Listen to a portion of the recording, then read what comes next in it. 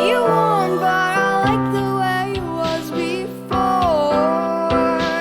Please stay here. I'd rather if it wasn't painful. And I'm crying at the top of my lungs. Why do you leave?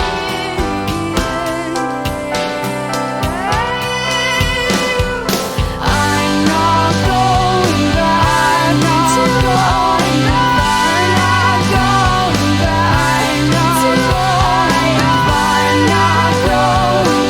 I'm not going back. I'm not going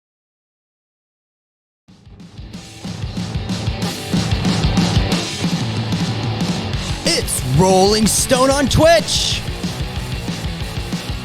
Today's Tuesday, June 13th, 2021. Performing live on stream, Jordan Fisher, and joining us in studio, the director of Werewolves Within, Josh Rubin. Now, here's your host, John Weigel. Welcome. Oh, it's okay. I turned on Tia's Look mic at because you're this. sitting in Tia's seat. Oh, and you know, were muted. that does happen. That does happen. But hey, everybody, how's it going? Good to see you in the chat today. I have, oh boy. I know, Amani. I'm in Tia's seat today. Hey, Mariah. Oh my God. Hello. How are you? Hello, Sarah Knight. How are you doing today? A lot of old friends in the chat. A lot of new friends in the chat. It's great to see you all today. Seeing a lot of comments for Jordan Fisher, so that's going to be really awesome. I'm going to have him on in about 15 minutes or so. So really looking forward to that. But in the interim, I'll also be chatting with y'all for a little bit. But first of all, Asia's back. Oh my God, look at this. Oh, wow. Is everybody, is that the designated name for everybody? Is that Fish Fam? Or is that the correct name? I will accept that. That sounds great. Yeah, I will be really excited once Jordan Fisher comes on the stream. You guys are going to go crazy about it because his location, where he's at, what he's performing today, y'all are going to love it, and I'm sure of that. But before then, we can talk about some news updates for the next 10 or 15 minutes while we wait. So here we go. What we got first for you, there's a few things to talk about today. First thing, Halsey announced and If I Can't Have Love, I Want Power IMAX film. So very interesting to see Halsey kind of getting into the film genre and the film realm, making her own IMAX film. I haven't seen an IMAX film since approximately 2005, but I really want to. I know Ian, my lovely technical director over here, has been to an IMAX movie in the past week or two. So apparently they are as cool as I remember them to be. Oh, yeah. Okay, good. It was Super Dogs. Super Dogs. Yeah, Super Dogs. A movie about dogs. Yeah, a movie about super dogs. About. Dude, I didn't even know we had a dog bark sound effect. We sure do. Oh my God, amazing! It was incredible. It was like a 5-story tall screen. Whoa! Oh yeah. It was like, wait, have they gotten bigger? The one I went to was particularly large. Oh, okay. Well, I'll be excited to get to see theaters to see this sometime soon. I haven't been to a theater in like over a year and a half, but I feel like if anything, I should go see an IMAX movie to be the first thing that I see. It was my first movie back, and let It me was tell your you, first. it was the best experience. It to was have. worth it. Yes. Oh, amazing. Okay, now we move on to the next story.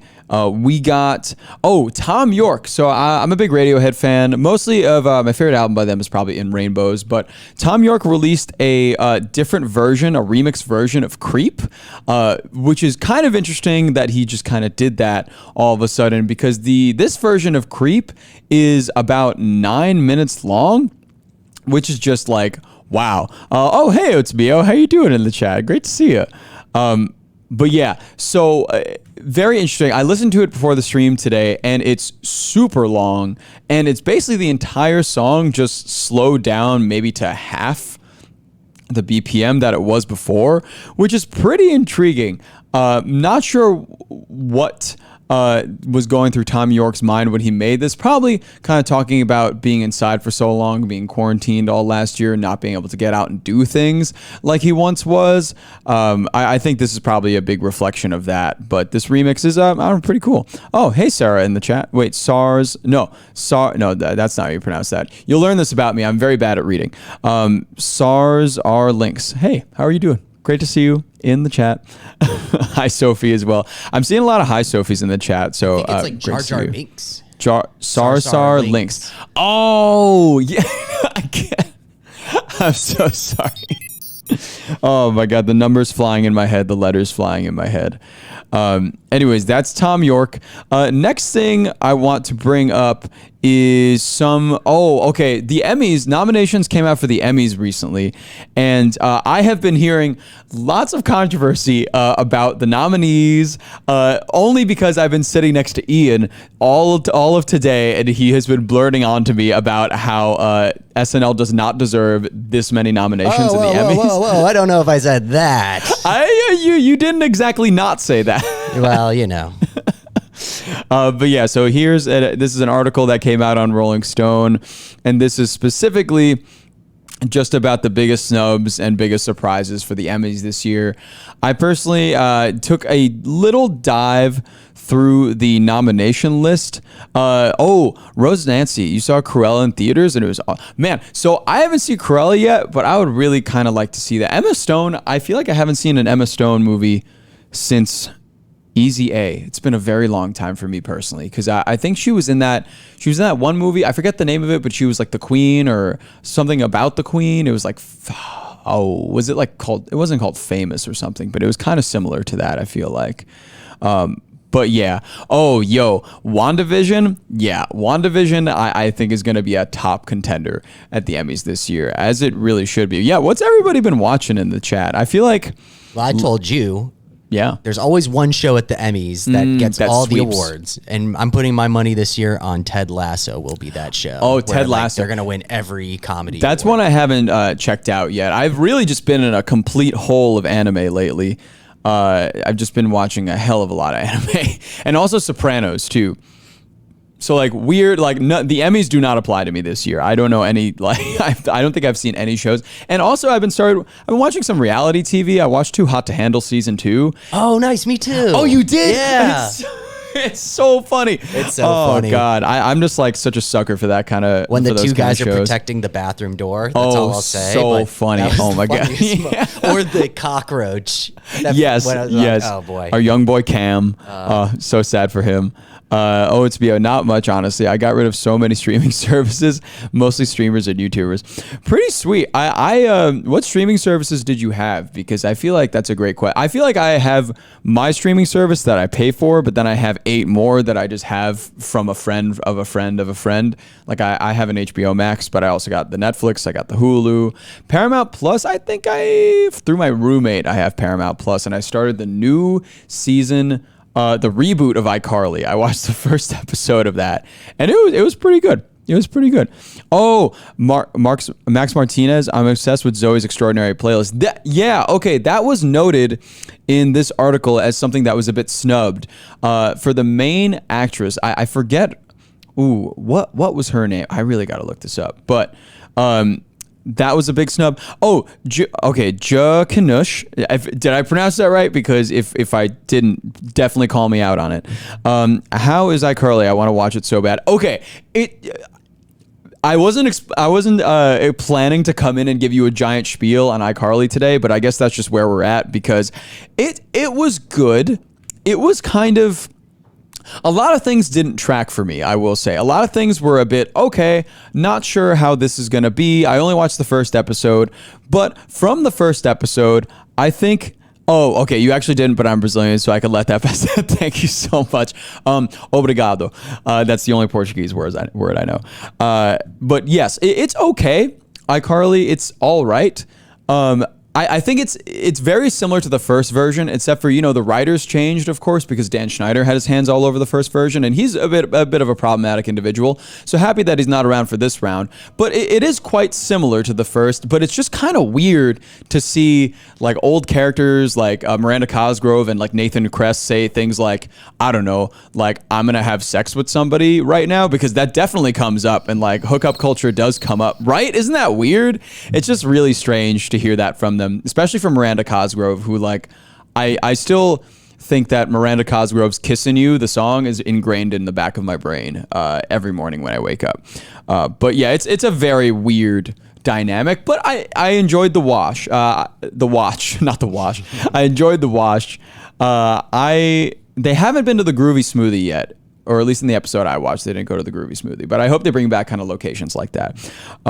Okay, Brie. iCarly is okay. Definitely reminded me of just like a grown-up version of the original. Yeah, pretty much the exact same thing. It's kind of like the same idea with a Rugrats all grown up, if anybody's ever seen that. Kind of like, just take this, just make them older. Everything's the same, pretty much. Yeah, but the only thing, it's exactly the same, but it's exactly the same. Yeah, it's exactly the same, except for they just curse now and talk about more adult things. I guess because they grew up with their audience or something. But so they even made, in the first episode, they made a reference to Schitt's Creek. They made a Eugene Levy joke about Eugene Levy's eyebrows, and I was like, wow, that's just the new sitcom humor of today. Interesting, making those references.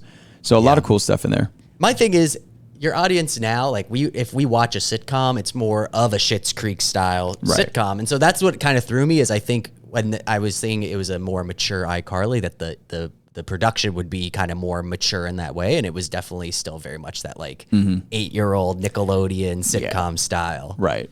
But mature. But she says terms. bitch. Yes. And goes on dates. Sick. Wow. Okay, got a few more things to get through right here before Jordan graces us with his presence. We then have, Global Citizen. The show for this was just announced, Global Citizen 2021. The lineup is stacked. It is a 24-hour event. It's going to be September 25th. It's a live stream event, kind of like everything else has been in the past year or so, so hopefully we'll get to see it. It'll air on ABC, ABC News, BBC, FX, a lot more channels, so a lot of people are picking this up for the 24-hour broadcast. So some of the names, just to list them off, BTS is going to be there. Adam Lambert, Doja Cat, Alicia Cara, and Andrea Bocelli is going to perform there. Burna Boy, Camila Cabello, Coldplay, Demi Lovato, DJ Snake, Duran Duran, Ed Sheeran, Green Day, Hugh Jackman and Deborah Lee. Metallica's gonna be there. The Lumineers are gonna be there. The Weeknd's gonna be there, and Usher's gonna be. Honestly, what an insane lineup! I would definitely see that festival for sure, especially for Doja. Yeah, it's Mary 03. I see you right now. Definitely for Doja. I love Doja. So that's a really sick announcement that came out. And last thing before we jump is we have a charts update over here for the top artist 500. Drake is back in the top for the Rolling Stone charts. We had Olivia Rodrigo at the way top of the charts for some time now, but Drake is just back in there. I believe on the top 200 album charts, Sour by Olivia Rodrigo is still number 1, pretty deservedly, because the amount of streams that's been getting, it's been getting a ton of streams lately. Hello Trevor. Yo, Green Day, Green Day. Yes, I love Green Day so much. But anyways, yes, Drake is at the top of the charts. I'm going to flip over here to show you. So Drake is at the top again with 117.4 million streams. So this is Drake's apparently 26th non-consecutive week at the top of the Artist 500. I feel like every time summer comes around, even if Drake hasn't put out anything, he just kind of shoots right back up to the way top, and we see that again this year. Olivia Rodrigo kind of following a close second, which is pretty cool. Still very, very happy for her. Good for you, if you will.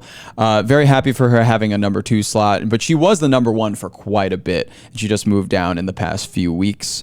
And yeah, very interesting considering that Drake's new album is supposed to drop sometime before, I think, September. He said sometime at the end of the summer, so maybe we'll get it in August, maybe we'll get it in early September. I'm not sure, but we'll see. I have faith I ain't heard none of this music. Yeah. You got more on there. You got, of course, Taylor Swift is always hovering around there. And then you got Polo G in fifth, which is pretty cool. Moneybagg Yo was like way up there a few months ago. Isn't Drake like 50? I actually don't know how old Drake is. Maybe I should just look that up right now. Drake's 34. He's 34, which is, yeah, I could understand. I could see that. Oh, hey, Bray Michael, how's it going? Great to see you. Anywho, everybody, that is the news for today. And for right now, I want you to join me to help welcome our first guest of the day. He is a multi-talented actor, musician, and singer. He spent lots of time on television screens, on Twitch, on the Broadway stage, and in the music studio. He'll be returning to Dear Evan Hansen this year, and he'll be starring in new episodes of CW's The Flash coming to this month. Please welcome to the stream, everybody, Jordan Fisher. Hey, thank you. Thank you so much. Thank you.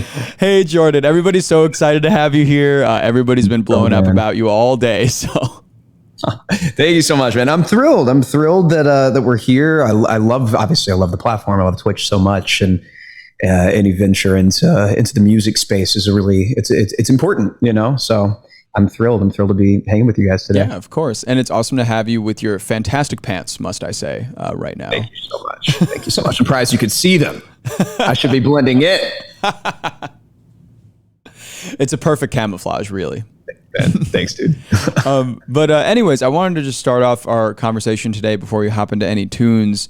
I want to know, since you're kind of involved in so many things, I feel like you're actor, musician, streamer, all these different things. And I'm wondering, for you personally, when did you start wanting a sort of career in entertainment? Did that start with music? Did that start with acting? Where did you really get started? It started with theater, really. I mean, and we'll talk more about this at the end of our conversation, because I may or may not be singing a little something from a show that I'm a part of on Broadway.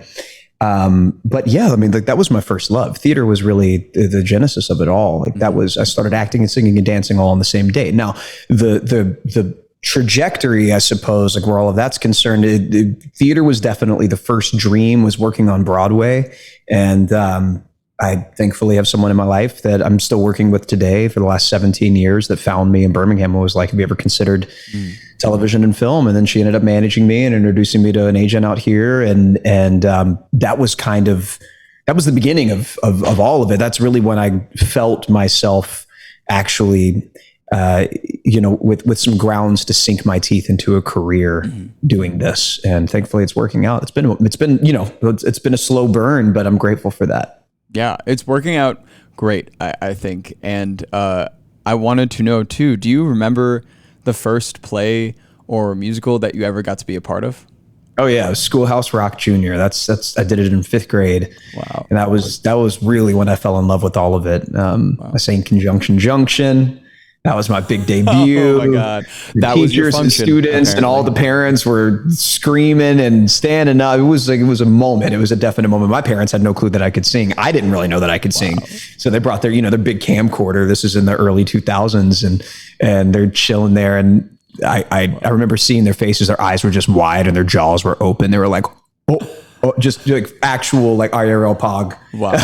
Just ready. So excited. It was great. That's so funny. And you mentioned your parents too. And, from them seeing you sing from such an early age and kind of seeing this like budding talent that you had, were they just incredibly supportive of your career when you started moving towards theater? Or what was really the feeling there? And listen, my parents are the most supportive people on the planet. The bottom line, dude, is that I couldn't carry a tune until one day I woke up and I could. Like that. I'm being so serious. We would watch Star Search, and David Archuleta, when he was a kid, he was on Star Search, and I loved this guy. I thought he was so good.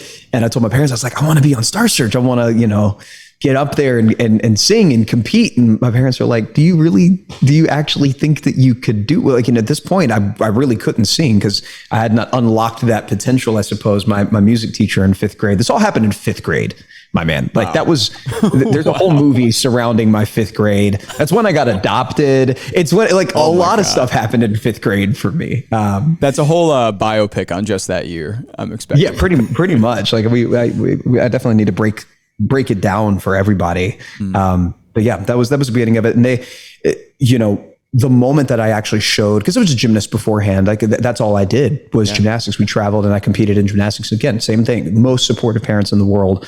When I told them, when I was kind of at a crossroads of, do I continue to pursue gymnastics and try to make it to the Olympics, or do I start doing this thing that I'm falling in love with? I chose that. I chose art, chose theater. And I had the conversation with my folks. I was 13 and we kind of hit this crossroads, and they were like, well, like, what's it going to be? And I said, I want to pursue the entertainment industry. And they said, okay, great.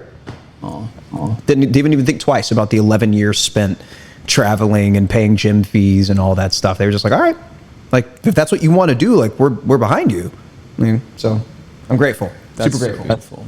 And do you have any advice for anybody in the chat or any of your fans too about kind of learning what you want to do in your life and kind of being able to take the reins and really push through? Oh, heck yeah, man.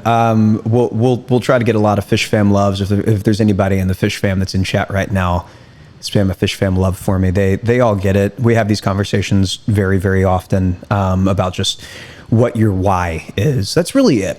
When people ask me, like, if you could go back and talk to your 10-year-old self, like, what would that look like? What would you say to him? My answer is nothing. I wouldn't say anything, because everything that I've experienced in my life up to this point has made me who I am, and I like who I am, and I'm proud of who I am, and I'm proud of what I'm doing. I wouldn't change any of that. Of course, that's very like, the Flash CW timeline stuff. Like, I can't go to the past and affect the timeline, but that's really it. I would just tell myself to just keep pressing forward. Now, for anybody else, my main question is why? Why do you want to pursue music? Why do you want to pursue film, television, Broadway, whatever? And if the answer is, I want to be rich and famous, I'll say you should go back to the drawing board, because it's not. I think Jim Carrey once said, I wish that everybody was rich and famous so that everyone could see how terrible it actually is.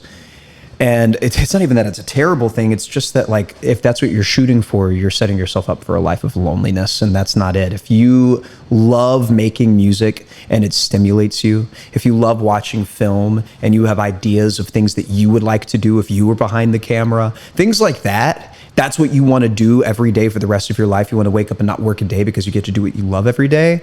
Then you're on the right track there. Then there's a whole other plethora of things that we could talk about. Like, you got to get in class, you got to play music every day, write music as much as you can, just like really exercise those muscles, Yeah. And I think something that you really mentioned that resonated with me was the kind of practicing and the dedication to the craft, which it seems like, I feel like throughout your whole career, like, you've really exemplified a lot of hard work and kind of meeting your goals step by step.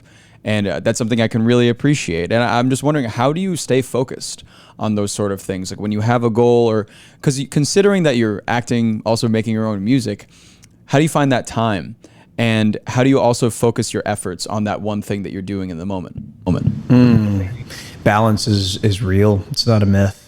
I think that the way that I stay focused is just prioritizing the things that actually mean the most to me, and that has nothing to do with anything that I do for work. It's my family and my friends. I have a beautiful wife, and we want to start a family, and that's what we're working to do that. And I have amazing parents that live 15 minutes away. My little brother lives 10 minutes away. Like,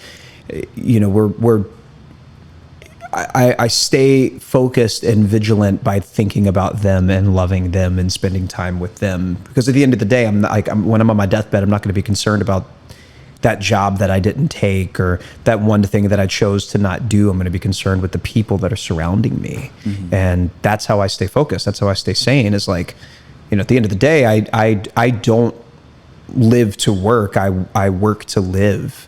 And I practice that often. We just got home from a 16-day vacation. That's how I stay focused, truly. I came back and was refreshed and spent great time with my wife, and I have a fire in my belly, and I want to keep pushing. I want to keep going, you know? Oh, that's awesome.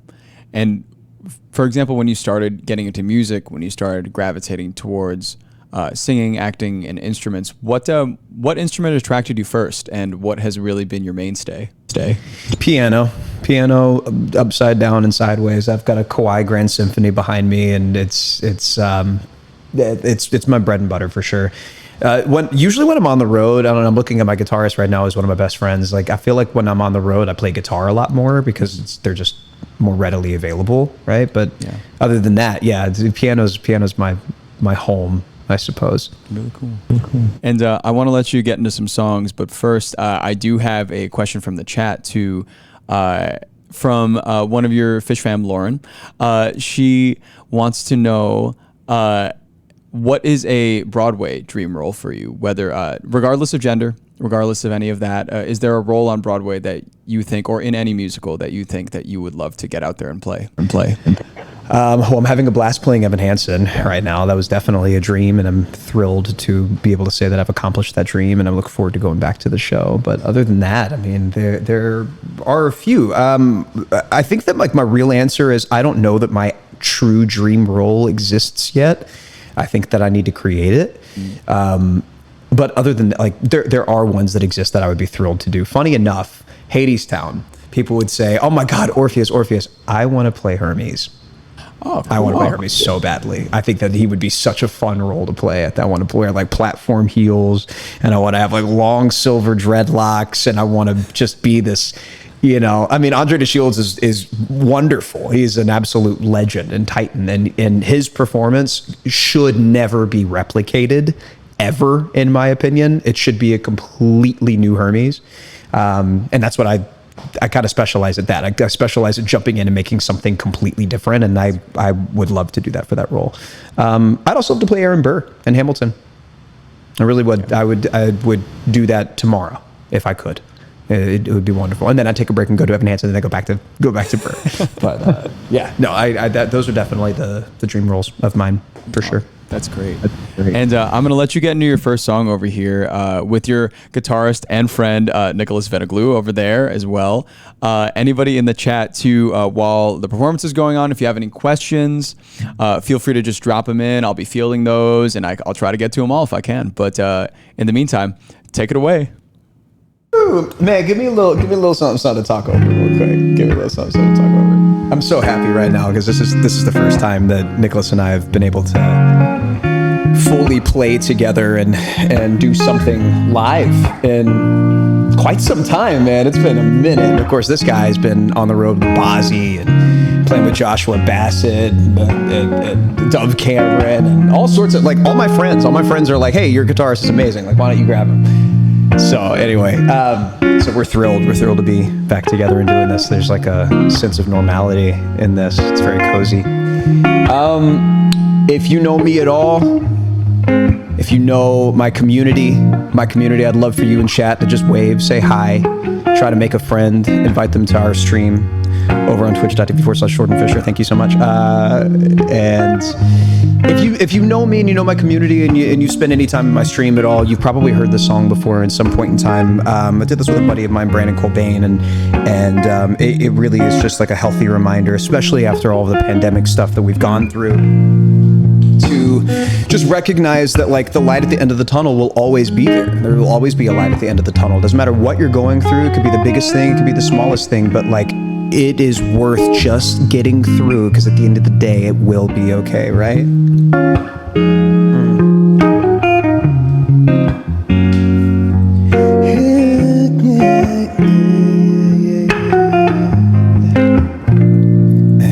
It's only natural to feel out of it, and I want it all, but get none of it. Living in the past, living in the future, I let the moment pass, cause it's what I'm used to. Said it's easier to give in to fear instead of being here. It's a long ways from feeling like the old days, yeah. Baby, one day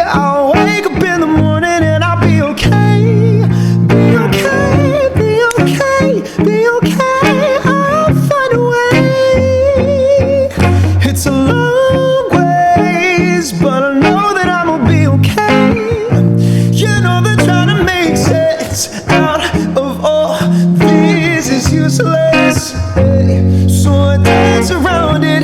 That's the best way to do it.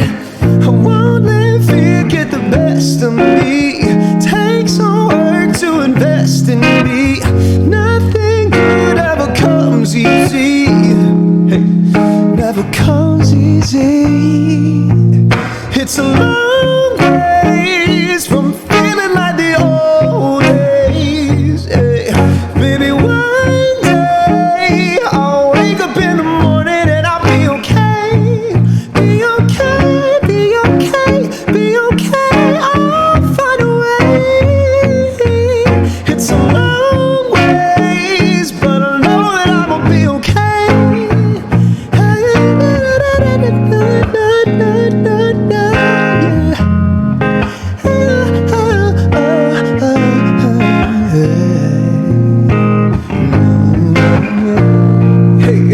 It's a long ways from feeling like the old days.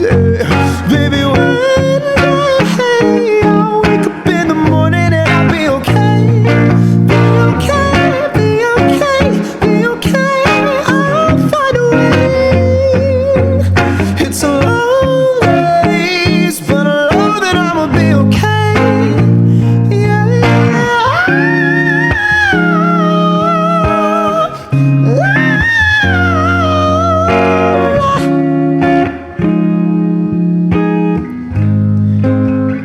You gonna be okay, baby?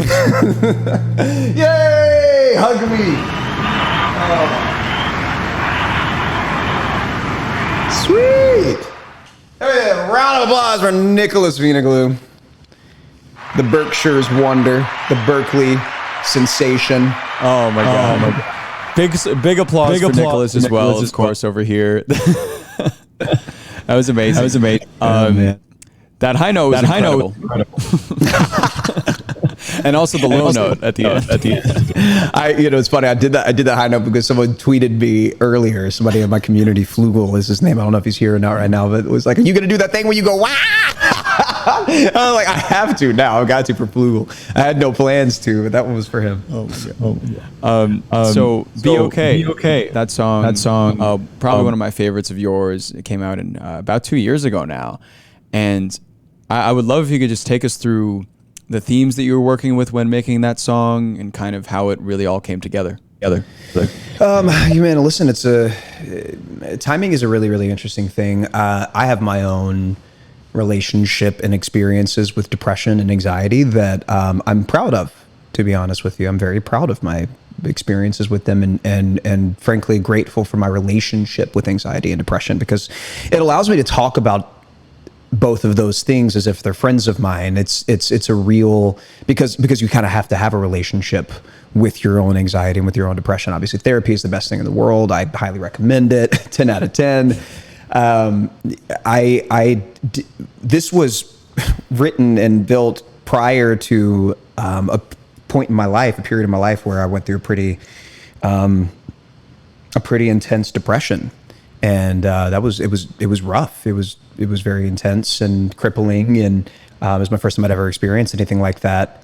And this song really just was like, I was able to go back to it, I guess is the best way to articulate it. I was able to go back to this song, recognize the importance of these lyrics and of the sentiment behind, at the end of the day, no matter what you're going through, if it's a breakup, if you're not happy with yourself or where you are, you're not the only one that's going through that. That's why we make music, right? That's why we literally create art, is to remind people that they are not alone in their feelings. We create art so that people can feel things and hopefully find something to relate to. Those are like two of the biggest rules that you talk about as a creative. And I'm grateful that I've been able to go back to this song, and other people have as well, and been able to, utilize its sentiment, and that you are not alone in how you feel. I promise it's all good. You're okay. Your feelings right now are okay. You're going to be okay. It will all be okay. Just keep moving. Just keep pushing. Yeah, I really love those themes that you just talked about, and I think they are reflected a lot through at least like a lot of your recent work too. But even going back to when you started making music and really started putting it out there, What was in your decision process when you first started making solo music for yourself and releasing it out there? And this was, I mean, like 2015, 2016 time. Yeah, actually, it was even before that. Yeah.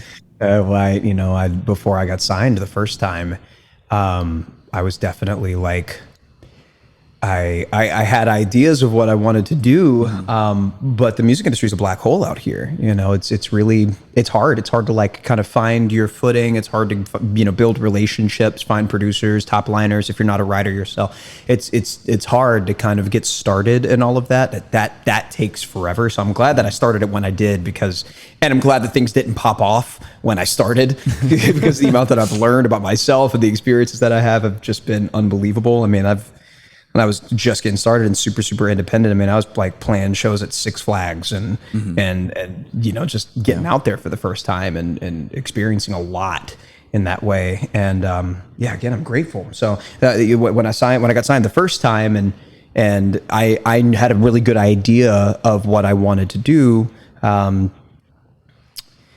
The best way to articulate this, I guess, is probably that I had an idea of what I wanted to do, but didn't really know how to execute it. And the partnership that I had also didn't really know how to execute what I wanted to do. And so it took time.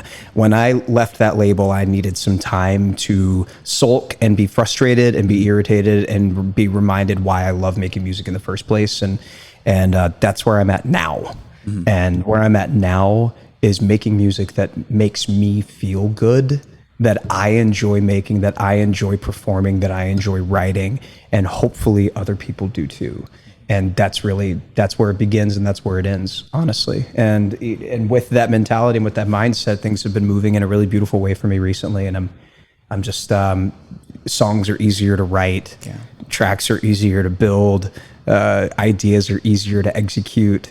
And I think that all of that is because of the seasoning. It's all that time spent, And since you took that time in between to kind of understand yourself and understand why you want to make music in the first place and reapply yourself, you said it became easier, but did your songwriting process really change, or like did the way that you viewed music change at all? Yeah, 100%.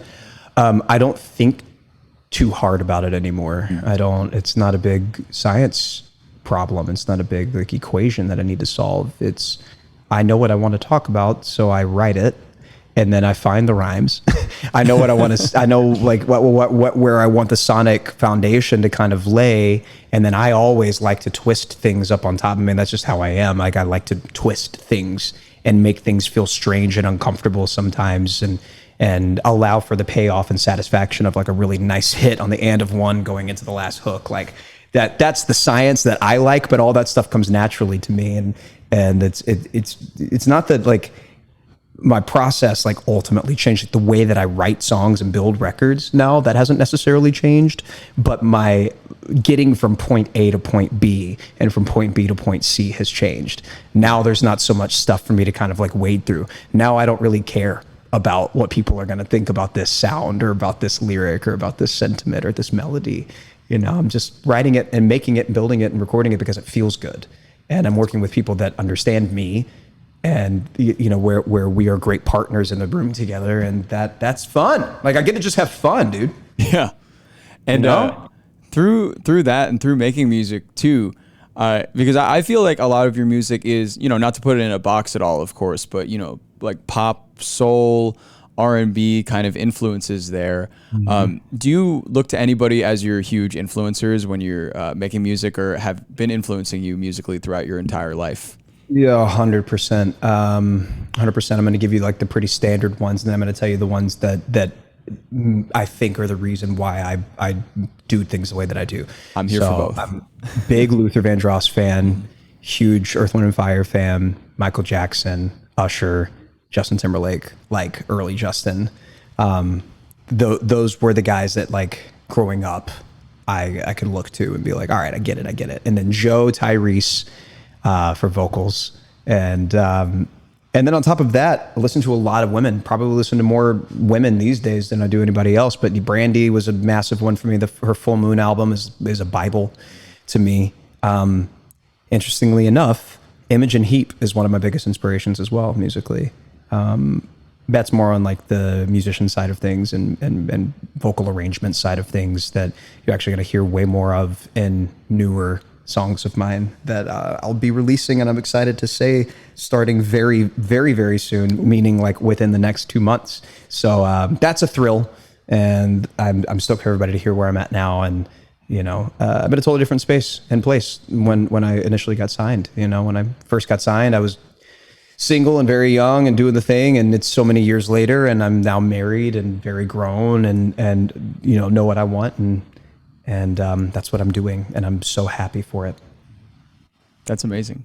And to kind of go off, somebody in the chat earlier too asked about new music, but in particular an album, and if that's kind of in the works, and also not even to stop there, new merch also to go with the album. Yes. Yes to all of it really is the answer. Great. Yes to all of it. All of those things will be happening. That's amazing. That's great news. That's really all I could say.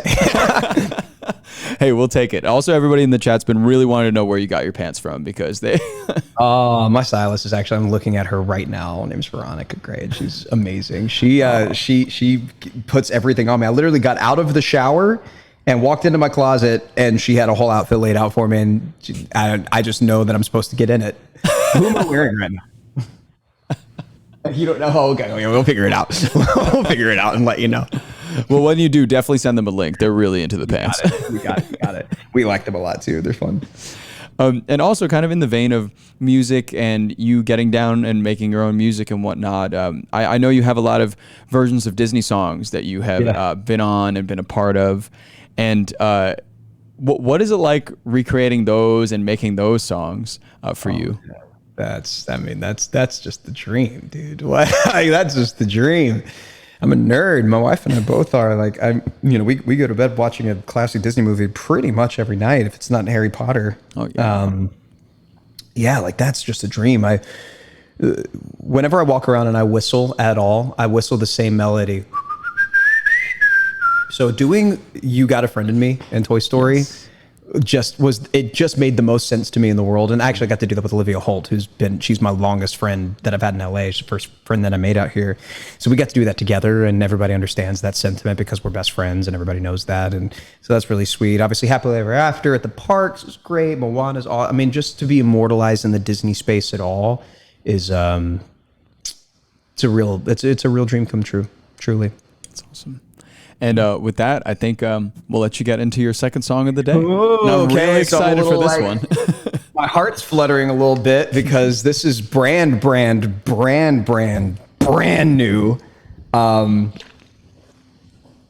Brand new to here.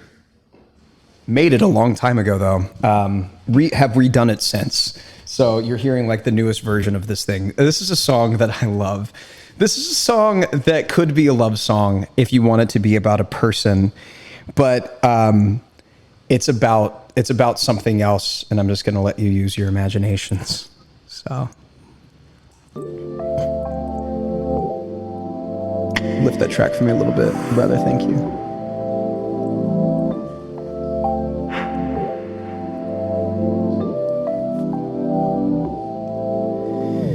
They bring you up in conversation. I get anxious like I'm craving. I get anxious like I'm crazy for you.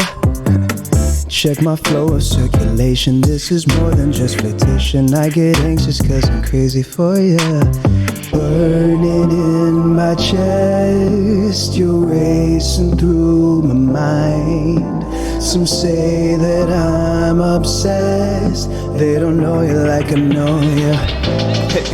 Let me breathe you in.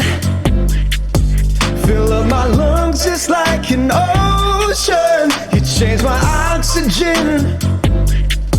Gravity spins me through the motion. Heart rhythm tried to slow it down, but it won't listen when you touch the ground. Let me breathe you in, and take me over. But know my reputation. Give you time to keep explaining. Give you time to keep believing it's true. Swear I'm bored with all the fakeness. Moving past my past temptation. No one cares if what was said is true. Burning in my chest. Some say that I'm obsessed. They don't know you like I know you. Hey, let me breathe you in. Fill up my lungs just like an ocean. You change my oxygen. Yeah. Gravity spins me through the motion. Heart rhythm tried to slow it down, but it won't listen when you touch the ground. Let me breathe you in, and take me over. Hey. Woo, that's so fun. Damn, that's so fun. You know what's great? Like the coolest part about that record is that it's not even done yet. So I got to debut it a little bit today, but it's actually not even completed. Wow. So that's fun. I love that. I especially love that it's not completed. And I can't hear you. Oh, sorry. Wait, can they hear me? Oh, there we go. Hey. I was just saying that I love that it's not completed because I feel like a lot of people are very like self-conscious about like music that they're developing, and like to just kind of like put it out there is really tough. So I mean, I thank you so much for playing that on the stream today. 100%, bro. It's my pleasure, because I'm like, it's cool when you have an opportunity to debut something that's brand new. Like the mentality that an artist has is like, okay, well, it's not what I recorded, and if we don't have like my full band. Like, the one thing that I know is that nobody in the audience is going to be singing this song back to me. So, because they've never heard it. So it needs to be bomb. Like them hearing it for the first time, it has to be dope. It's got to be so good so that it makes an impact. And I think that like prefacing it with the fact that like there's a little teaser for you. There's a little taste of it, but wait till you hear it all the way done. Oh, that's exciting. And I mean, speaking of having it all the way done too, are you looking to, or are you planning on taking yourself on the road for live crowds anytime soon? Well, I do have a little Broadway show that I got to go do. Yeah, well, yeah, this is true. I do have to go do that first. Yes, I think I heard about that. Yeah. Mm-hmm. Yeah. And we'll talk about a little bit more about that in a second. We definitely, 2022, we definitely plan to be on the road. And we're super amped about that. That one's been a long time coming. We've actually really mulled over a handful of times, just like what would be a fun way to get on the road for the first time before it's like the big concert tour to promote the album, et cetera, et cetera. Mm-hmm. And we've come up with an idea that I think we're going to try to execute next year. It'll take us to 10 cities, 10 markets that are really good for me all over the US. Great. And, that's all I'm going to say right now, but it's a pretty great. We've actually been developing it for about a year, and I'm pretty excited to see what it can become. Oh, that's really exciting. And are you looking at kind of, I guess, just a bit more detail on like what you're looking at for the performance? Are you looking at like a big like show? Are you looking at more of like an intimate? I'm looking at kind of an intimate. Like night with me. That's kind of the idea, is like an intimate night, me and my band, opportunities to have conversations with people, kind of in the round. That's kind of what we're looking at right now. But that is literally all I'm going to say about that before somebody runs in and tackles me. Great. And going back to Broadway, as we teased a bit earlier, I know you're of course going to be in and starring in Dear Evan Hansen, coming up really soon. For you, what's the preparation process been like for getting back to Broadway? Whew, man. So it's really interesting. I'm going to break something down for you that's kind of wild, right? So obviously, Broadway doesn't shut down. It's not a thing, right? Like, I think a good way to kind of gauge if something's really, really, truly wrong with the world, in the same way that if anybody in chat's ever grown up in the Southeast, you know that if there's a hurricane warning or a tornado warning, you can pretty much gauge if you need to actually get out of there by calling your local Waffle House to make sure that they're still open. And if they're closed, then you should probably be gone. You should probably get out. Broadway is kind of the same, right? It's the heart and soul of New York, and we've been missing a pulse there.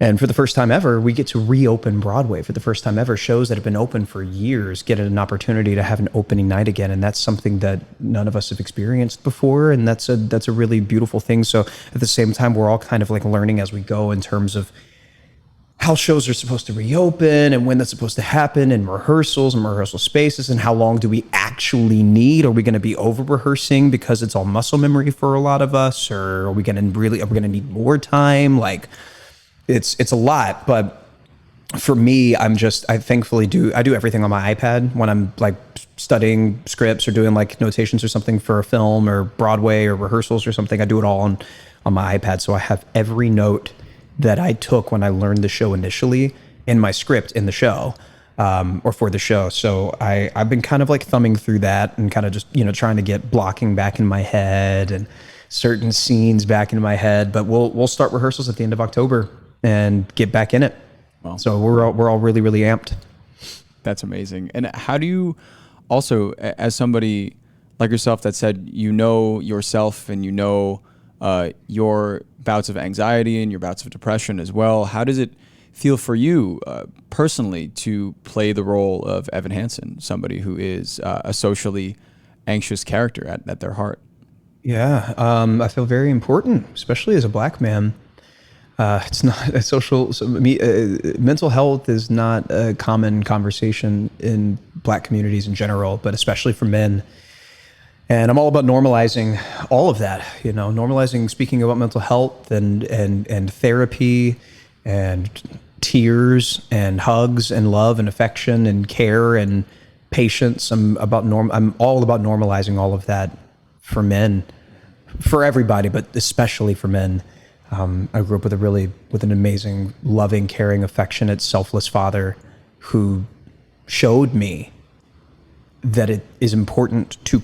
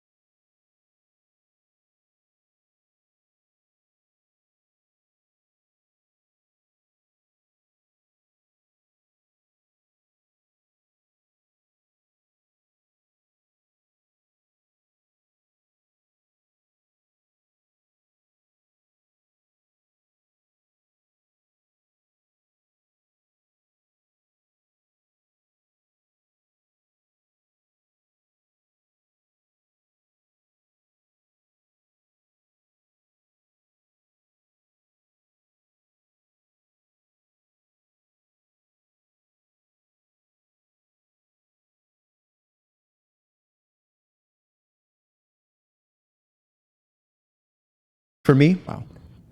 And during that moment, during the bridge, when all of the cast starts to come out during Waving Through a Window, and that's the first time that everyone's on stage together. When you hear those oohs, those really good like Imogen Heap-esque like clashy rubby oohs in the background, and I'm just singing my butt off, and it's just it's such a good. I'm just so excited to Like, get how back. do you not get chills at every single part that you sing that song? I feel like, You're very sweet, man. December 11th, dude. Man. Can't wait to get back there. You got to come up and see it. absolutely. Oh, I'd love to. I'm right here in New York. I'll just you do a go. hop, skip, and a jump all over there. Perfect. Come over to 45th, man. Yeah, absolutely.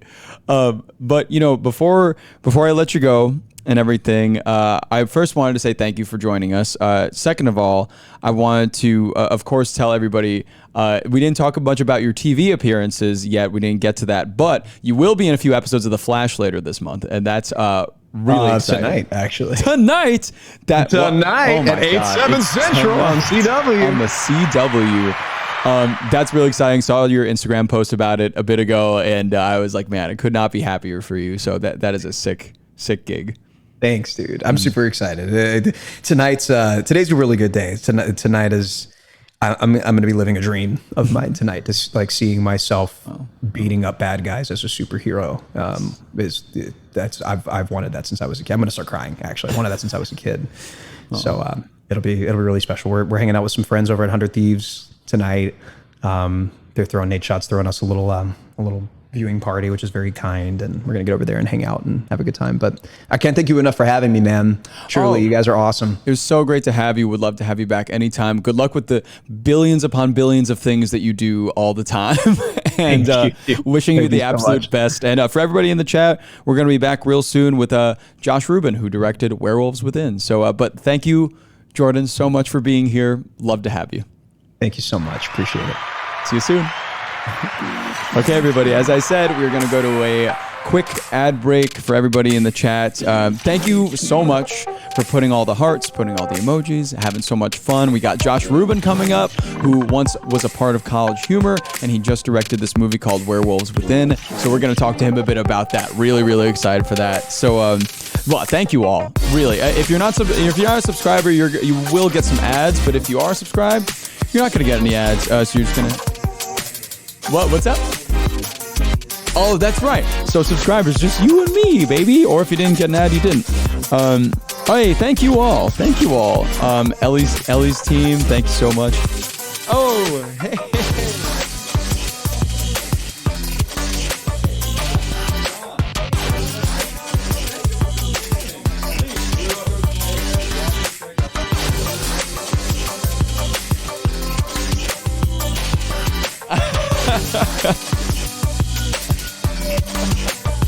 Hopefully I'm way more friendly. Yeah. Oh no, thanks for being on the show. I think we're currently in an ad break right now, so I mean we could just like hang out. Amazing. Amazing. Hello. Hello. Wow. How's your I know you came from upstate. Great. I grew up there, so just got Good stuff. Yeah. Well, yeah. Okay, Rick.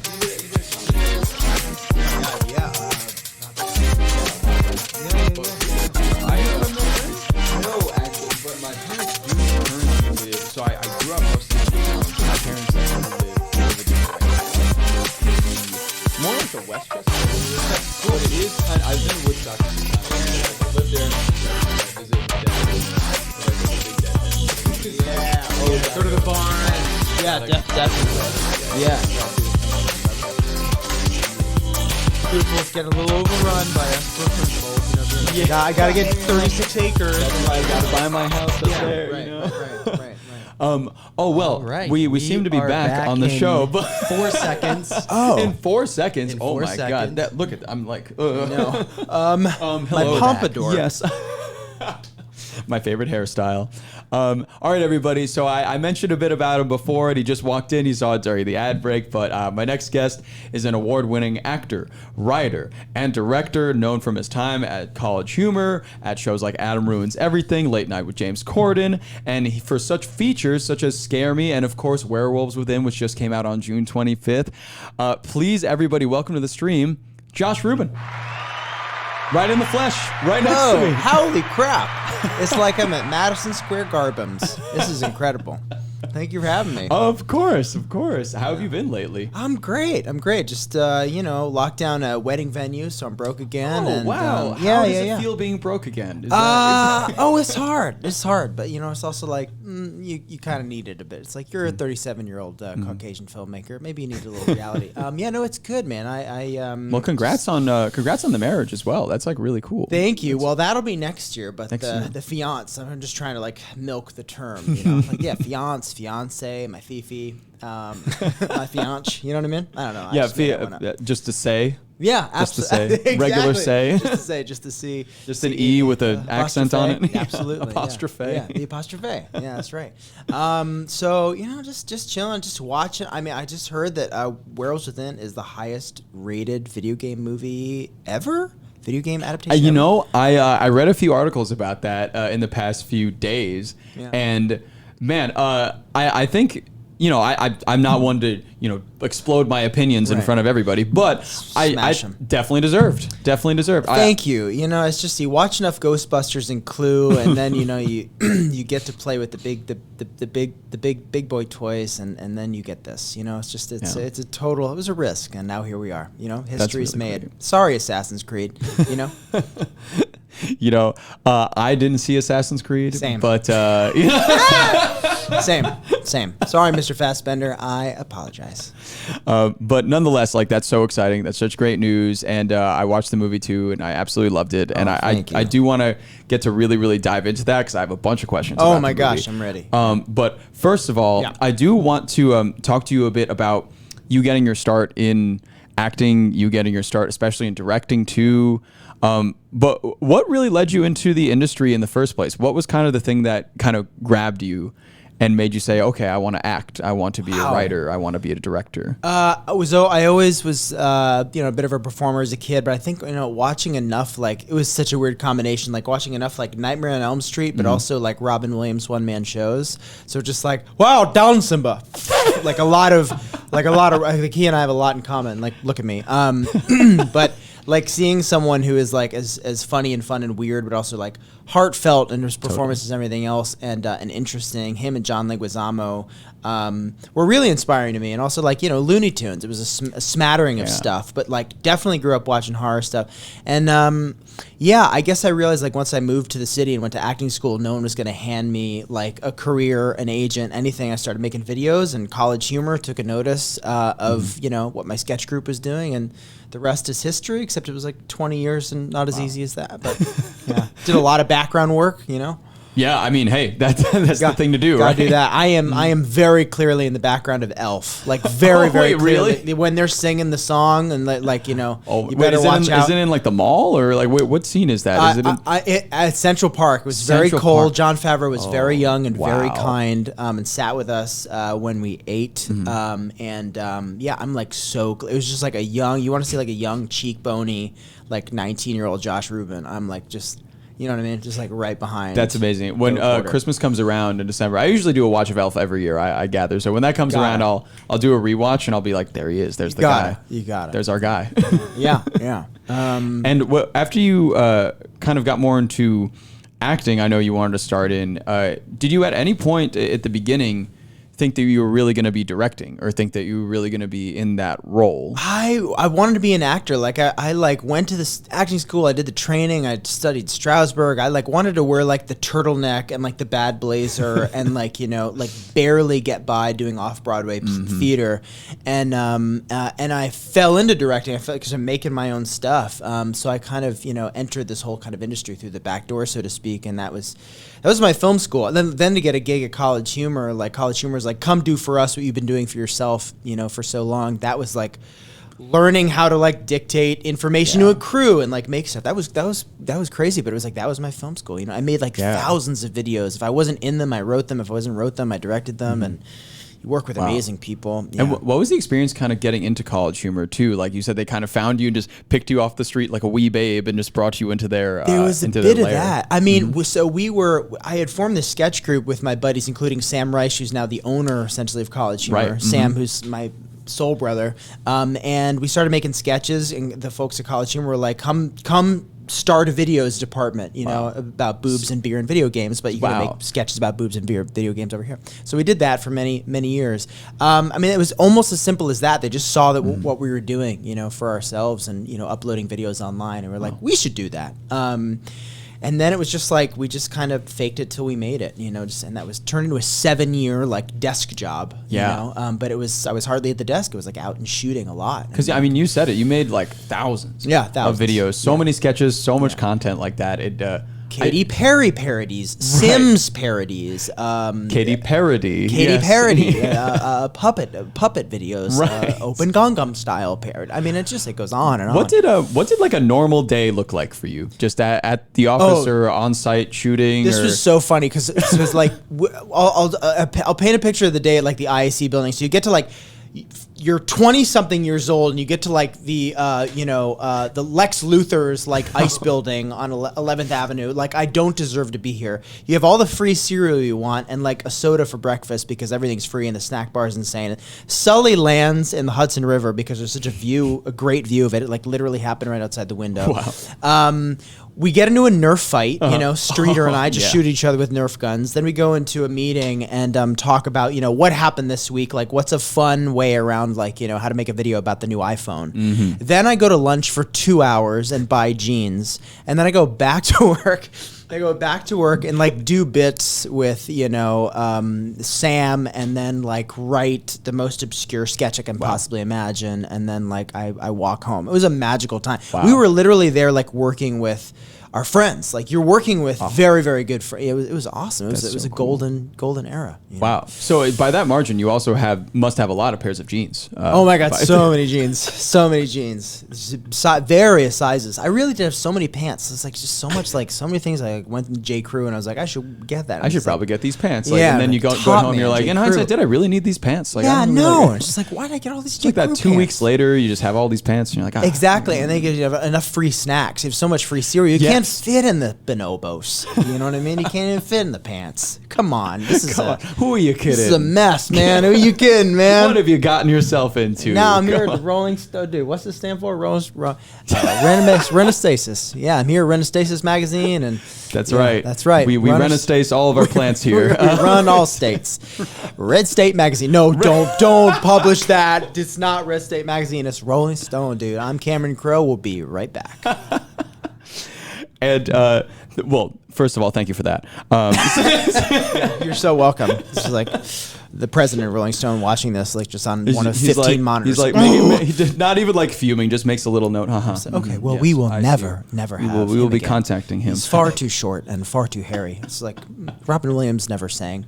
Well, a little bit as the genie, but And also, from working at College Humor for so long, at being like at 7 years, you said even, and in that time, I feel like what do you consider the things that you really learned the most, and what are the skills that you think you really picked up on that you were easily able to take and transfer to other mediums? wow. That's a great question. Well, definitely thinking fast, like thinking on our feet. We didn't have money for Yeah. like a scout, so you'd get to Right. a set, you'd have to shoot some, you know, some parody in a house, and you'd be like, okay, well, we're here. It's the first time we're all seeing it, so let's just shoot the cereal box over here, and then we'll shoot, you know, the mom slipping and falling on the floor over here, and then, you know, get all the outside stuff. You know, I mean, it's like thinking on your toes, like thinking really fast. That film school, like making decisions really quick, and then too from a directorial standpoint, learning that, like, you know, I'd storyboard all of my sketches with my DP,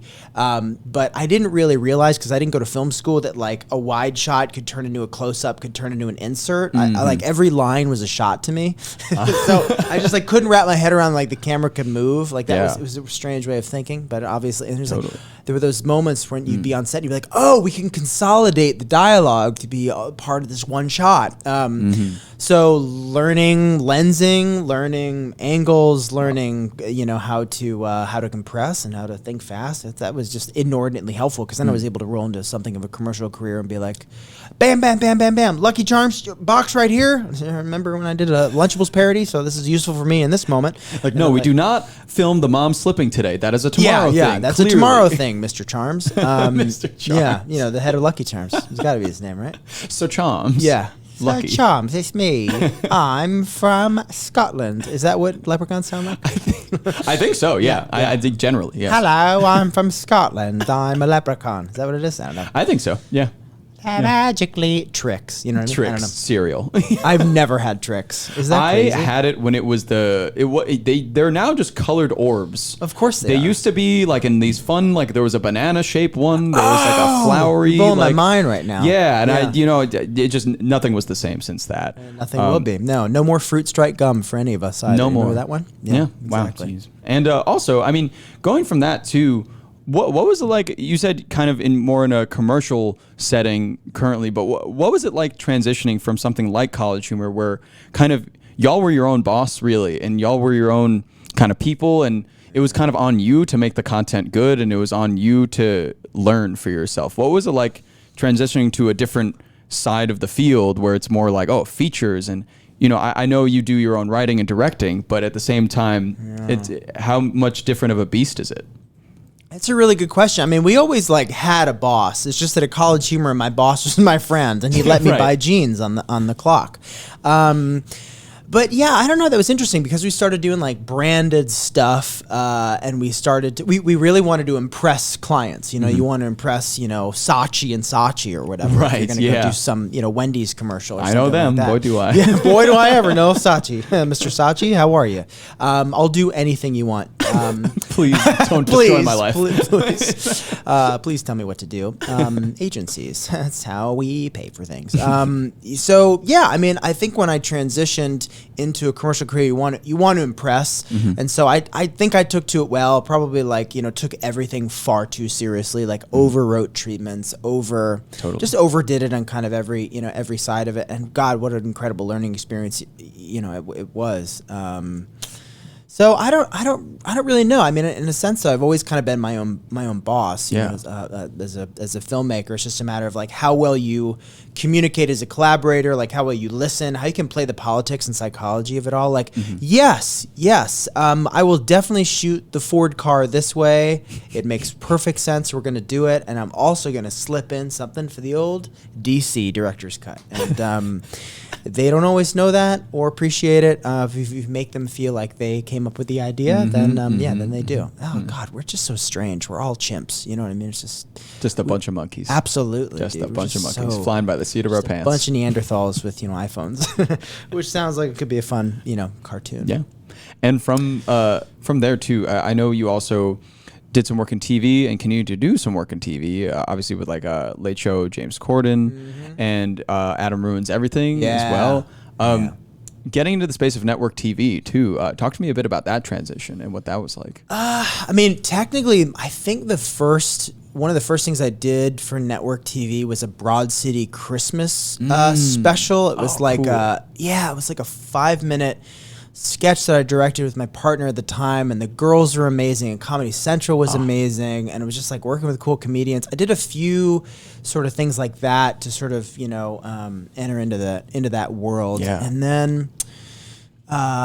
then Adam Ruins Everything came up. Adam was a buddy of College Humor. I mean, that was such an easy sort of job to do because it was basically my former intern John Wolfe became the showrunner of that show. So it was hey kid, but also I'll be good. You know what I mean?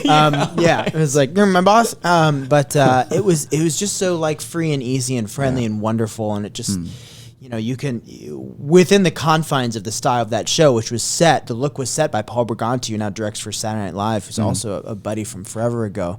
And kind of do whatever you want and cast whoever you want. And they were very inclusive, from a diversity standpoint. I mean, that was very, very important to Adam, very important to that whole sort of contingent. So that was wonderful.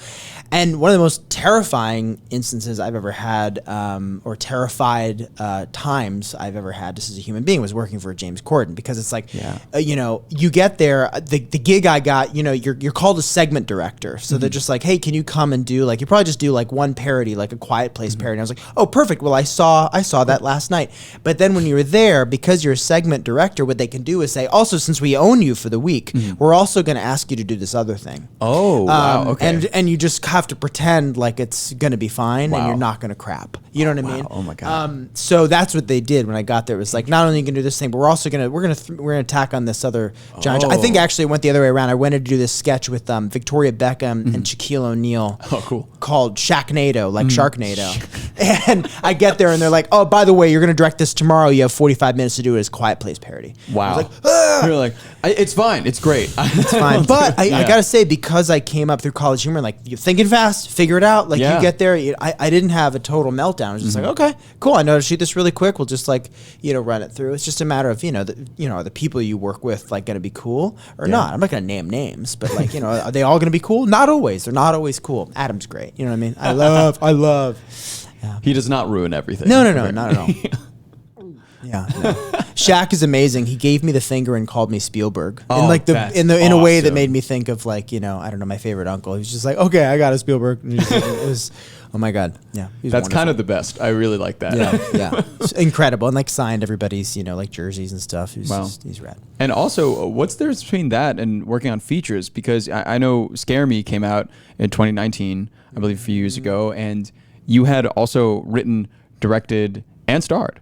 Correct. What was? Where did that all begin? Where did that process begin? How did you kind of get it in your head that you really wanted to get into this horror / comedy genre and kind of cultivate that idea? I was a genre fan before I was a comedy fan. I mean, Yeah. my sister actually was a singer-songwriter. Rachel Yamagata is my sister. She was once on Rolling Stone magazine. I don't know if you've heard of it. Right here. She was my horror like gatekeeper. You know what I mean? Like so when cable was always showing them them Jason movies, she was always like there to be like, hey little bro, like check this out. Is this something you're not going to totally have a meltdown about? I loved watching horror movies with her. She drove me to see Jason Goes to Hell, and on the way to seeing Jason Goes to Hell when I was 8 or 9 years old, driving in her Volkswagen Rabbit, Ace of Base's I Saw the Sign came on the radio, so it's like a forever memory for me as a genre fan, and I had to put that song in Werewolves Within when we had a music budget to do it, because it actually has like a relevance to me, a genre relevance. Wow, that's a really cool nugget that yeah, not a it's lot a of people know, I'm profound sure. meaning. It's Yeah. very also specific. I really like how you, in detail, no, it kind of like it was kind of like you were writing a screenplay in front of me, because you were like, in her Volkswagen Rabbit, we wrote down. Yeah, that's right. I was like, wow. I also like I can't answer the question like directly. I have to be like, well, we fade in on my bunk bed on Lloyd Road in Maryland. Exterior, nightfall. Exterior. Big sister takes her little brother to the mall to watch Jason 10. That was in space. I saw that by myself. Where were we? I loved. Oh yeah. So basically, like the movie stuff of it all. I was fed up doing commercials for a beat. I was sort of like, oh my gosh, I'm going to be directing commercials forever. And commercials are great, but they're not my own thing. It's not my voice. Exactly. I mean, it's not fully expressive, right? I mean, Yeah. you can do things, you can create, but it's within kind of boundaries. Yeah, right? correct. And so there was this wonderful confluence of events. Honestly, I mean, I was like fed up, which is a good thing. It's good to get fed up. Good to hit a wall sometimes. Like stir yourself up emotionally. I read Mark and Jay Duplass's book, which is awesome. It's called Like Brothers. Totally kicked my ass into gear. They're like, stop taking meetings. And just like make something, make the short, make the $1,000 movie, make the whatever, get your friends together, find your troupe, do your thing. And Me Too is happening. That old sweet treat of a movement where every hero of mine, or many comedic heroes especially, were being outed for this, this awful behavior, this sort of power tripping, abuse, all the above. And that made me angry. And so I started like write angry, and I started to explore the idea of gender dynamics and gender competition. What would it be like, to watch a movie between two characters where, the man is sort of emasculated by a woman's greatness and by a woman's talent, which is such a real thing. And whenever I mention it to, all my especially 30-something Caucasian male friends are like, "Ooh, great subject!" Like their shoulders just We go love up. it. Like, yeah, no, that'd be great. I get it, but I haven't lived it. I get it, but I don't get it. Like, I don't really. I do respect women. I have the shirt, but I am angry. You know what I mean?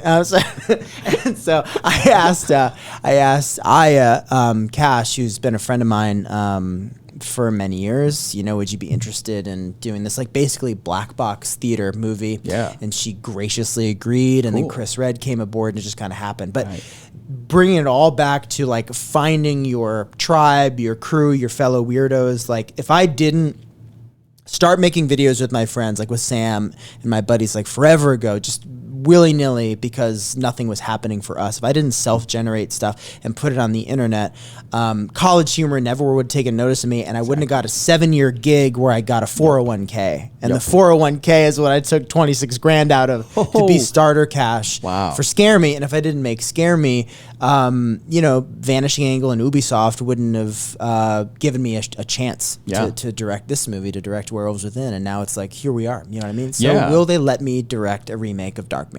I don't know. That is what we want to know. That is what this is about today, to figure that out. Yeah. But of course, like Werewolves Within. Talk to me about how you got into the whole process of directing that movie too, and like how who reached out, like how did things get done, like who, like, what was the really starter there? The process, as it were. So Vanishing Angles, this production company, they were the production partner for Ubisoft to make Werewolves Within, and I'd known them for a few years. They have a great reputation. They did a movie called Thunder Road and The Wolf of Snow Hollow, another werewolf movie, and they graciously agreed to come see a very fat, very, very long rough cut of Scare Me. And they saw it and they were like, ooh, you made a movie about people in a blizzard, hunkered down in a house, and it's a genre thriller and kind of funny. Maybe you want to do something a little bit bigger. And they asked me if I'd be willing to throw my hat in on, you know, throw my hat in the ring for this movie, Werewolves Within. And I was like, ooh, a video game adaptation. I just did this tiny movie and then I'd be doing like a studio movie. I was nervous about all this stuff, you know. Totally. Started...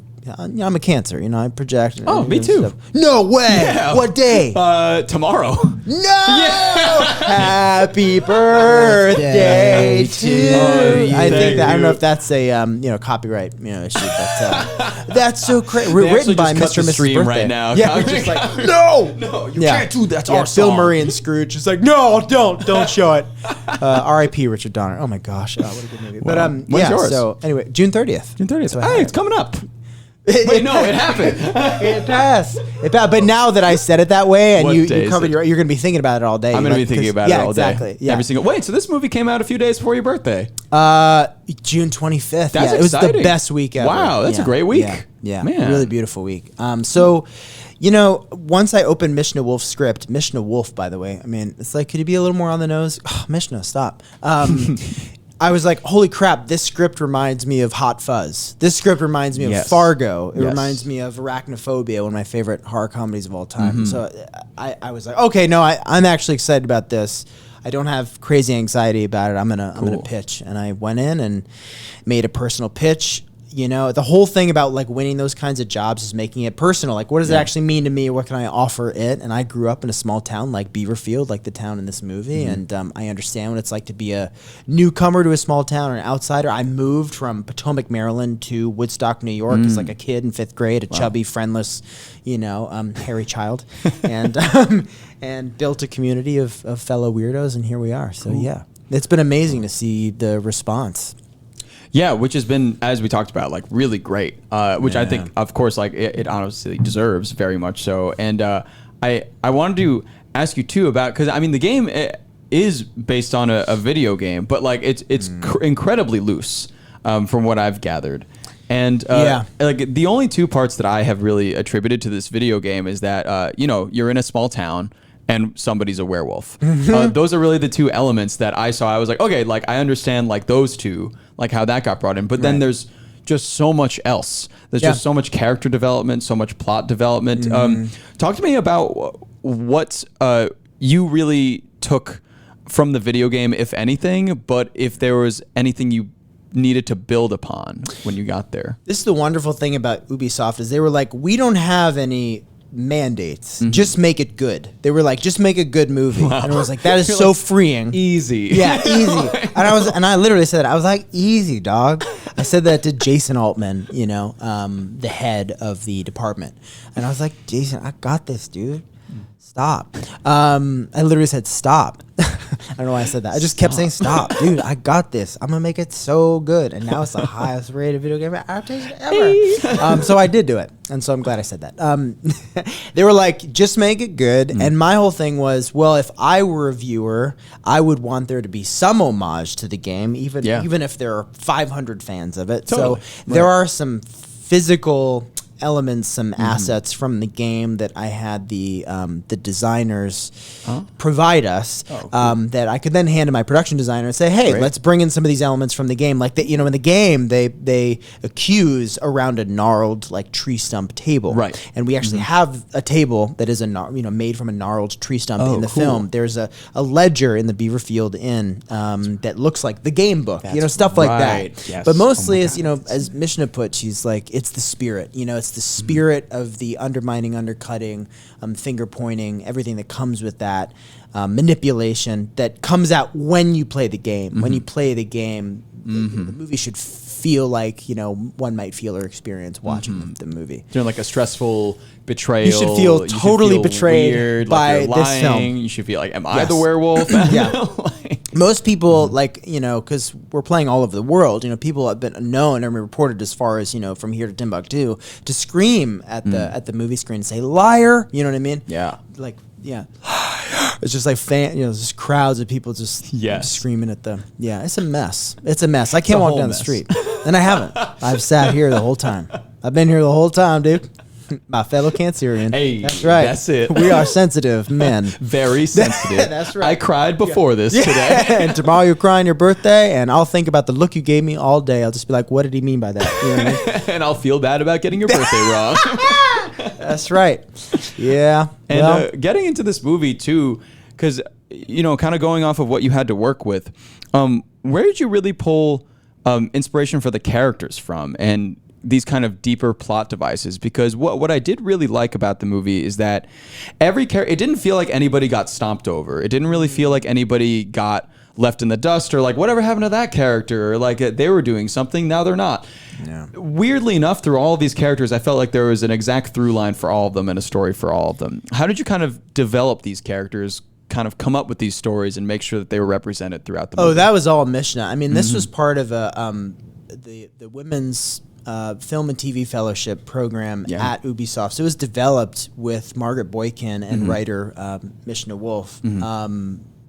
Pretty I don't want to say voraciously. That's not the right word, but it was it was a process, and a really wonderful, creative, collaborative process that Mishnah had with Ubisoft, and it's an incredible program. So by the time I came aboard, I mean, these characters leapt off the page. Like, you got that Pete was a creep, that Trish was a bit of a Karen, right? That Cecily was like, the manic pixie dream girl, so to speak. You loved Finn. You wanted, you cared for Finn. You feared Finn, but you also, everybody had their kind of Agatha Christie eyebrow raise moment. Everybody could be implicated at any one time, and that's the wonderful thing about the film. Ultimately, is like, it's my job as a director, just like bring in all the actors that I wanted to work with, and I thought could like really bring it and do something interesting with all of the parts. But also, I mean, so much of the homework was kind of already done. Like I was second base coach for the actors to go, like, hey, pull it back a little bit or give me a bit more. Yeah, totally. But so much of it was mission. I think for her, the most important thing was that she didn't want anybody to feel like they were that you had to side with any one character, or that they landed on any part of the political spectrum. That it's these characters are just fun archetypal folks you might have kind of grown up with. Yeah, totally. I did. You talked about also pulling people for the cast, and the cast I thought was absolutely amazing, because I feel like almost everybody in that cast, I have seen them in other roles in other places, but I felt like they were really able to shine and really take those characters to the heights that they did. How was the casting for you, and like pulling these people? Was it did you immediately just have an idea of who would fit really well? Casting director Gail Keller. Gail Keller and her team, holy mackerel, the best ever. She works on What We Do in the Shadows. She did Louie. She did Crashing. A lot of stuff for HBO. She thinks outside the box. She brought me wonderful ideas like Harvey Guillen, who I was like familiar with. I hadn't seen What We Do in the Shadows at the time, once before we started shooting, but she was like, Harvey could be great. She had, Michael Chernus, Rebecca Henderson. We would basically spitball sort of ideas, back and forth, and she would kind of, drum up an incredible list of people you wouldn't have thought of. Glenn Fleshler, who's not only in Barry and is the Yellow King in True Detective, spoilers, but is Emerson Flint, who's like a wonderful character actor, just like really, really thinking outside the box. Yeah. But also it was me writing kind of a dream list of people I wanted to work with, from Sam Richardson to friends to like George Basil and Milana Weintraub, who I've known forever. And they used to do College Humor videos, and I knew their temperament. I knew that they were leaders, that they were great improvisers, geniuses in their own right, and that worse came to worse at the end of the day, and shit hit the fan. I could at least hug my friend. You know what I mean? Like I'd have a buddy there in the middle of winter camp. So it was kind of it was a really collaborative process. But Gail Keller, casting directors don't get enough cred on shows like these or social media, but please, check Gail Keller's work out. She's phenomenal. She's Hit that an icon, mead, that a legend. social mead. Girl, hit it.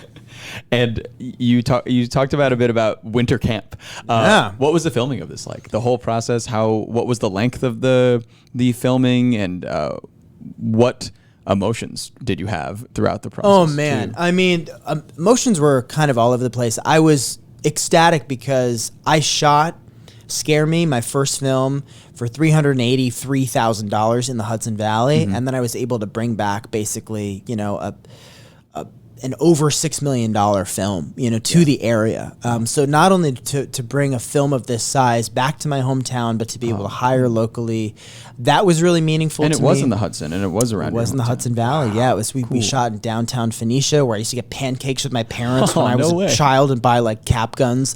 Where Larry Fessenden shot Wendigo, and I was like, holy crap, horror trivia. Whoa. Where we shot in Fleischmann's in New York at this incredible bed and breakfast called Spillion, run by Mark and Lee. What's up, Mark and Lee? How you can have your wedding there. You can have your wedding at the Beaverfield Inn. Like, that's amazing. Come on, horror fans, let's do it. And then also in Kingston, Woodstock Film Studios, we built that whole bar. Like Brett Tanzer, my production designer, they built the Axe Den. So to be able to shoot in my hometown, to hire local, that was really meaningful to me. But it was a 25-day schedule, so it was tight. So it was like we'd lose some time during the day to the commute. So it was fast. And a lot of people asked, was there improv in this movie? I was like, well, yes, you're going to get improv if you're working with a cast like this. But we didn't have a ton of time, and we didn't have two cameras. That's why you see these kind of tableau wides. Oh, you had the one camera too. One camera for like 90% of it. Yeah, and then they gave us two cameras for the accusation scene, which is the heart of the movie. Totally. Yeah, but it was it was incredible. I felt like if I mildly understand the definition of self-actualized, I felt self-actualized for like the 20 days we shot. It was just like, oh my god, I'm at home. I'm like introducing this incredible cast of human beings to my family home. We had a kickoff dinner at my where I grew up. That's like so sweet. Yeah, totally. Wow. Just, oh my god, it's just and really nice. Yeah, it just felt it was wonderful. And now to be back to square one. I'll probably never work again, but it's fun. It's fun to be here. It's really nice to be here. And the whole idea of a whodunit. It's been done many times. Of course, you have like your Clue. You have even your Knives Out as of recently. I feel like it's such an easy concept to grasp, but I feel like it's very difficult to kind of make it effective and also funny too, especially in kind of a horror setting as you did. Yeah. What do you attribute to getting everything to where it was in such a short time, and you had these like short bursts, and also with timing, especially because I feel like the comedic timing was so on point. Comedic timing is that's like so much to do with the actors, but also to Brett Bachman, our editor. I mean, he was like he's a killer. Just like taking out paring down all the fat, but also like playing up the creepier sequences and the like. I don't know. It's a team effort, and it's we had a great crew, just kind of keeping an eye on the you know, do we want to play this scene a bit more suspicious? Do we want to like, you know, pull back on that? Balancing the horror and comedy of it all was something that, like, you know, was my biggest. That was my directive, you know, is just to be like, let's not get caught trying to be funny, you know. Let's play the terror for real and the comedy for real, and otherwise you just kind of, you know, play the comedy for real. But if you play the terror for real, you don't get caught trying to be funny, then you can have a successful horror comedy. And that was kind of, you know, again, my job as a director, just to, you know, just to guide the actors and work with a really wonderful collaborative crew of producers to, you know, make something that feels like a legit whodunit. But so much of the work was done for me with that script. Like Mission to the script is rad. It was like just like color in the numbers, you know. Yeah, that's great. And also, you know, to kind of wrap up this conversation about werewolves within in general, but no, we won't. But we will never do that. All night. Never. We're gonna be here 24 hours. I was just shoot on the wives. It is now my birthday, and we have That's right. we have kept discussing this because I requested, because I wished it for my birthday, so it had to become true. Yeah. But what are some? I know you mentioned Jason too, but what are some of your favorite horror movies? Oh man. Well, I love Tales from the Crypt, the series, but beyond that, movies. I mean, Evil Dead 2 is like, you know, it's just so good. It just hits all sides of the palette. It's funny, it's scary, it's weird, it's visually interesting, it's stylish. I loved Stephen King's Cat's Eye as a kid. It's a really crazy anthology film. And as a cat lover, it was just, you know, pretty terrifying to watch a stray cat be terrorized by a troll with a knife. And why there was a troll in my first film, you know? Devin. Because that movie terrified me. Silver Bullet, Monster Squad, that was a major one for me. Cool. And a great werewolf that scared the living pants off me. Yeah, and do you have any specific werewolf movies that you really like as well? I feel well, like I've seen a lot of I've seen so many B werewolf. There's some stinky ones. Yeah. There's a controversial one that in Bad Moon, which I actually really like. Bad Moon is Muriel Hemingway, and it's shot actually beautifully and has incredible werewolf effects. But it does open with a sex scene and a werewolf getting its head blown off by a shotgun. And it's just like, well, you know what you're getting into. Yeah, at you least. get the Exit tone. the theater now if you do not want to see this. We opened this werewolf film with a Mr. Rogers quote. It's very different, I really like Bad Moon. Silver Bullet also scared the shit out of me because it was like it seemed to be like what would really happen if you had to take on a werewolf with your drunkle. You know what I mean? Yes. Like what would really it felt that dreadful. But I think my recent favorite is a movie called Late Phases. That is a really, really good movie, and it's shot in upstate New York. Really weird werewolf design, good stunts, actually done by Tony Vincent, who did stunts on Werewolves Within, which is rad. So I got to like nerd out and pick his brain, like when the werewolf jumped through the window on the second floor in Late Phases. Yeah. That's so sick. Yeah. It was like, well, we just have wires. You know what I mean? Well, speaking of werewolf movies, I do have a second segment planned for you today. That's right. And it has a very long introduction, so just bear with me for it's called Who's Your Werewolf? It's just going to be a 15-second thing, so it's going to take a second. Just let it, there we go. There we go. Goodness. Lightning. That was and a beautiful intro. By the way, I want to give Ian, my lovely tech director, all the props for that because that was all him over there. Congrats, man. So essentially, Josh, this segment is called Who's Your Werewolf?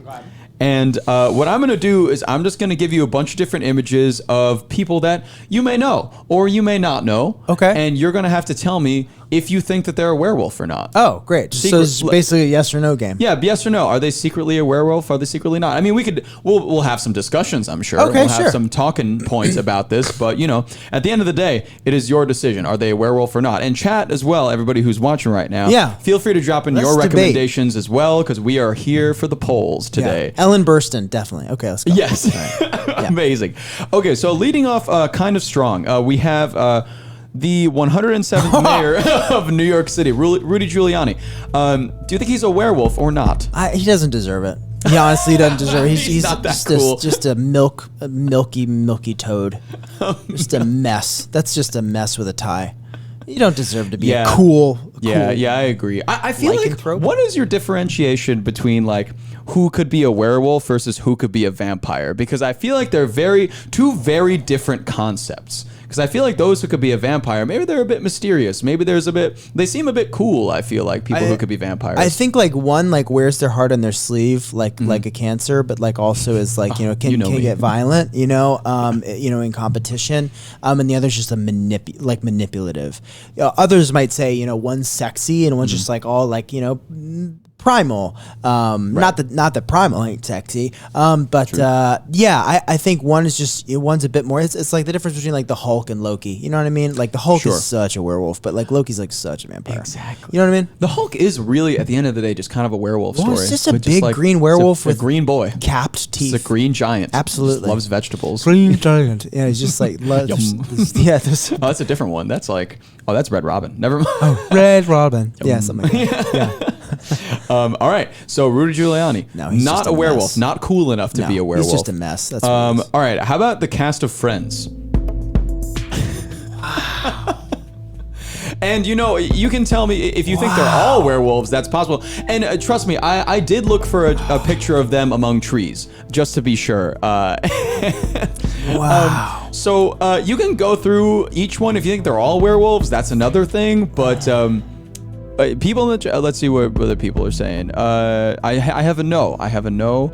But No, just overall. The whole have- cast is not. I have Ross as a werewolf, Phoebe as a werewolf. Okay, people are getting into it. Okay, so, all right. I think what are your Jennifer thoughts? Aniston. Look at her eyes. Like that's just like it's very Jack Nicholson and Wolf. So we're just gonna go Yes. ahead and say Aniston definitely a werewolf.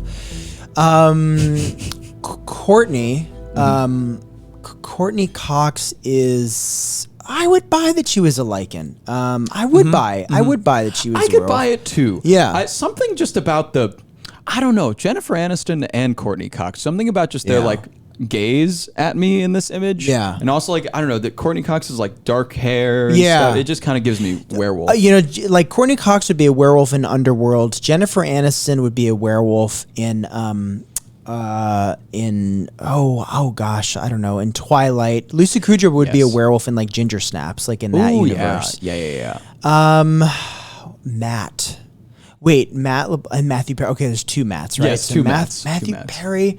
I think he's just Matthew Perry, and he's it's frightening for him because he stumbled into a cast of otherworldly creatures. And I think he slowly realized that over the years he was on that show. He's just like, I'm actually working with monsters. I could not agree more with that. I think he's assessment. just Matthew He just Perry. kind of got in there, and that must explain all the drugs that. Yeah, happened, unfortunately, I think he just it would coping build up a lot of mechanism. anxiety. Like Right, if you it's thought you were gonna get eaten, right all the time. Yeah. That's why you got like be funny, you Matt. Yeah, Matthew exactly. That's to Perry. say that all of them are werewolves except for Matt, who's just a friggin' like 20-something who just came on that show. Just Just like, lived this a is my lie his first whole life. opportunity. It's like, oh wait a minute, like they're changing. You know what I Yes, mean? And they're it's just like, they're I could die changing. any day. Yeah, and so I really feel for him. I don't know. Wow. All right, that is the side of there.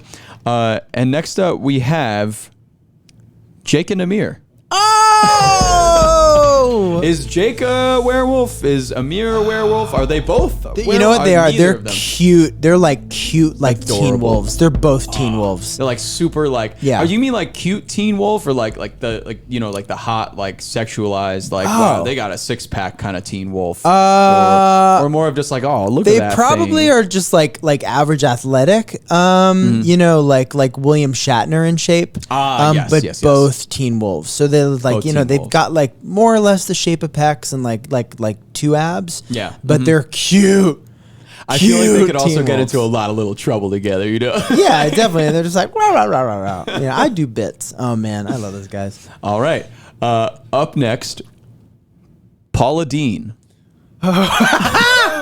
Oh, I don't know. Paula's like she's like a lady of the lake. I just see her I can just like see a lady of the lake. You know what I mean? Just see her coming out of a pond and just being like, I'm going to Or just turn like- you into butter. or And just then- like a pond of butter. yeah, she'll turn, I emerged from a pond of butter as butter and I'm going to turn you and whole family into butter. Oh. She lives in like Land O'Lakes or something like that. Yeah, She comes out from the exactly. lake. Yeah. That makes sense. I feel like I don't know. Her cooking may be too good to be a werewolf. I feel like at the end of the day. I think so. I think she's got a little more, just like a touch more tact, but also some to socially, not necessarily a ton of tact. Just based on what I've read about her in the tabloids and stuff. But I don't know. It's like Do you keep frequent cooking. the tabloids yourself? Oh, I keep up with all the While you're tabloids. checking out in the Yeah, supermarket, Bat you Baby. see the I stuff look on the up- side. the world's you know. biggest baby, Bat Baby. Strong Baby, all the Strong different baby, babies. boss baby, Boss Baby, all Boss the Baby, babies, Alec Baldwin, all of the children. and his Yep. wife. It's like, oh my god. I keep up with all of it. Paula, Yeah. I think I could just see her with just twigs in her hair and just like stirring a big cauldron in the middle of a swamp. Yes, making biscuits. Making for the biscuits. boys. All right. So applicable musically, Olivia Rodrigo. She is. I mean, you know of her? Yeah, Yes? definitely.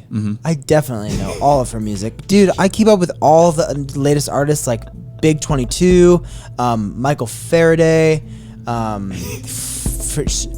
Flat 20. Flats. Yeah, Flat 20, like all the, and also Olivia Rodrigo. I know all of her music. She does that one tune. It's like, I stuck my tongue out. That one. I'm sure it's that. Yeah, I'm sure it's exactly. Yeah, that. definitely heard of her. And she was born. She has all this on her face, or is that just?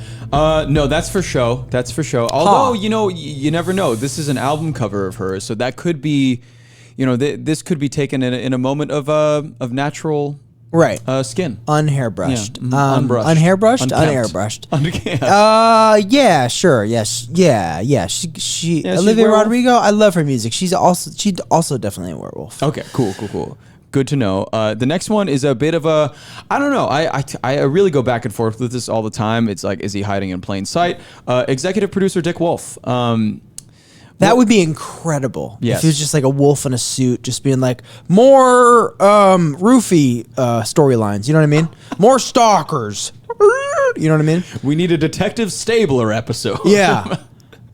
More shirtless, what's his face? Maloney. You know what I mean? Yeah, I think so. Obviously. Look at Yeah, his name. I mean, come his on. last name is the Is only Wolf. Mike Nichols Wolf movie. Is Wolf. Werewolf Exactly. movie. Come Yeah, on. Wolf. Done. I'm glad that was an easy one. Okay. Yes.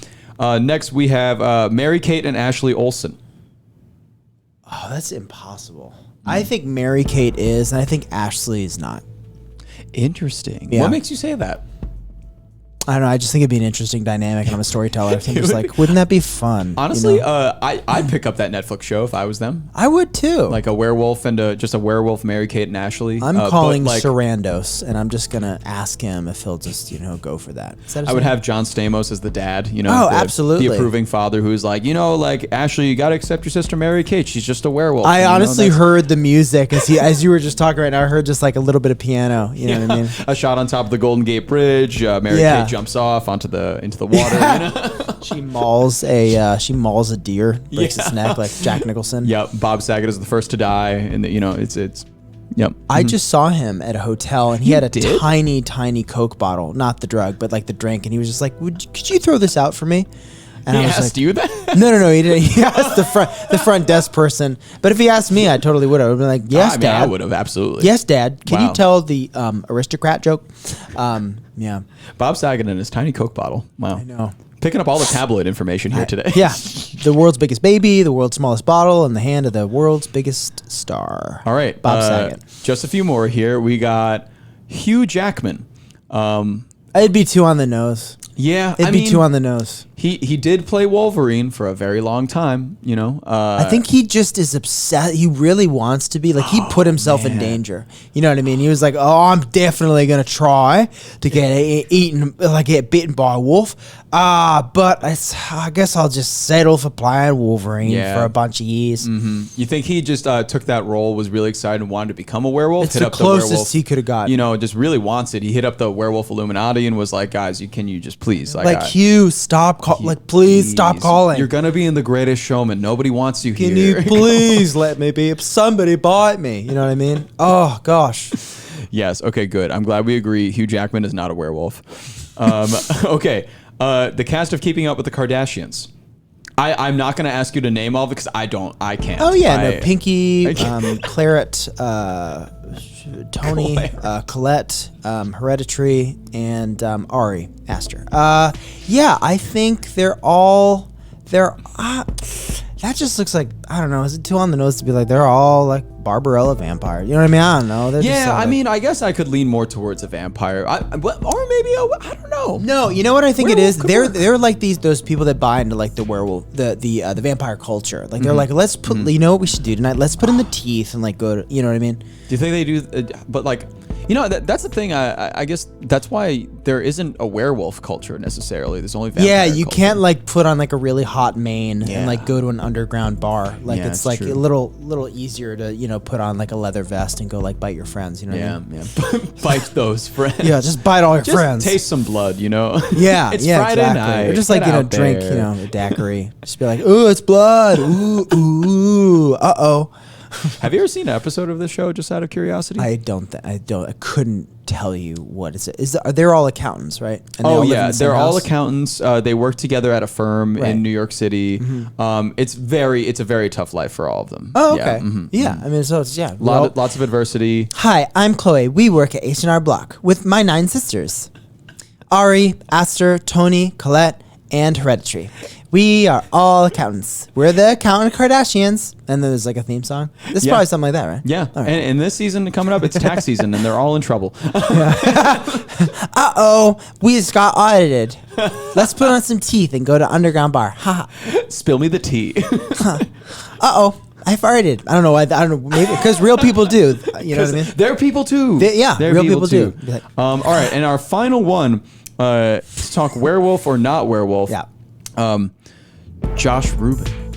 Oh, man. This is the time, dog. Josh. If you want to tell us something, Oh, you dog. you can very much tell us. I want to be. I really, really want to be. Uh-oh, I'm changing. Yeah, you found me out. You found me out. That was honestly the most accurate werewolf transformation just like face I've ever you have to seen. make the sound too. Like, what if I just pulled a D Wallace right now? It's just like committed to just being like, You got run, Ian, run. yeah, I should. That would be rad. I should have committed to that. Wow. How did you... Make those sounds. Yeah, Not having any well, friends when I was a kid. That too, but had also like in the you know, not to give anything away for anybody that hasn't seen the movie yet, but there is a werewolf, of course. It's Harvey but Guillen, yeah. In Harvey Guillen's transformation Yeah. scene to becoming the werewolf. You never know. How did you film that? Like what went into that one? Very quickly, we didn't have, you know, the means to do it the Landis way, which was still unsurpassed. This werewolf, how can I talk about this elegantly and also without giving anything away? This werewolf has control over their ability to do so. I think what we quickly realized about the mythology as we were, you know, sort of putting this thing together was like, oh, this thing can control, much like the Hulk, much like the Hulk Whoa, can callback. control their exactly, their lycanthropy. So I don't know if that answers your question, but yeah, when it came down to it for the transformation of it all, I was like, you know what? Let's do one. Like, we've seen all the painful transformations you could possibly do. What would it look like if it was just like, you know, a little quicker, you know? Yeah, Without trying totally. to cop my boy Edgar Wright. You know what I mean? Yeah. Yeah, because usually I feel like they're more like what's happening to me? And that's Like, expensive. It takes a long yeah. time, and we were still a tight shoe. So I was like, you know what? Let's talk like Jason Bateman when we're thinking. You know what I mean? yeah. Sometimes when I think, I sound like I'm an Ozark. But it was just quick. You know, I also got a question in the chat. You know, last thing, my buddy Elvin, who's actually watching right now. Hey, what's I've heard up, of Elvin? Cheers. This is blood. Everybody's I'm heard with of vampire Elvin. culture. Because I watched the movie and I genuinely didn't see this, but do you make a cameo in the movie at any point? You know, it's funny. I was scratching in the audio for the motivational speaker in the beginning. And we ultimately thought it would be funnier for an older woman to be encouraging Finn to get some balls. Yes. So it's actually Cheers star and Matilda star Rhea Perlman. No way. Rhea Perlman is the voice of Oh the my motivational God. speaker on the radio in the beginning. Oh my so God. you can say Rhea Perlman is in the best rated Wow. video game adaptation of all time. Cheers is my favorite show. My favorite sitcom, at least. It's the best. She must have been a joy. Well, she was. I a mean, complete she joy. was. And she recorded over COVID. It was so incredible. Oh. She did it. I coached her over Zoom, and she Wow. wonderful. She's awesome. That is amazing. Yeah. Anyways, Josh, I think we have come to the end of No. our time together. Unless you do want to spend another 24 hours in which, like, I could break out the cake. Yeah, I and have a think it'd be great. We celebration. had to Sounds celebrate. good. Happy Yeah. early birthday, by the way. Thank you. Any Thank cool you. plans? Are probably working Oh in this man, magazine. this is a cool. I love it here, but I did have I had a surprise party last weekend. That was fun for me, which was so nice. So I'm like, I'm all birthdayed out, and I'm like supposed to go to dinner tomorrow night. I'm like, I'm good, honestly. Like I had my time. Yeah, I've been celebrating. I got all the texts. I got the hugs. Yeah, got the hugs. Yeah, Hugs are important Got those nowadays. that Dax hug. This is the first in-person interview I've done since Sundance, which was Wow. like 2 Oh my years ago. God. So this is a birthday present to me. You know what I mean? Well, I'm happy that I could be your birthday present, and you could be mine. Thanks. I'm gonna think about that all day. I hope you know do. what I mean? That's what cancers Josh, do. thank you so much for coming Such a by. pleasure. Such a pleasure Yeah. to have you. And, before you go, we're going to hit an ad break for everybody. If you're not subscribed to Rolling Stone on Twitch, you can do that, and you won't get an advertisement. But for now, Josh, during this ad break and for the rest of the show, I would love if you and I could take a picture together. We got a Polaroid camera over there. Dude. We can get our good friend Ian.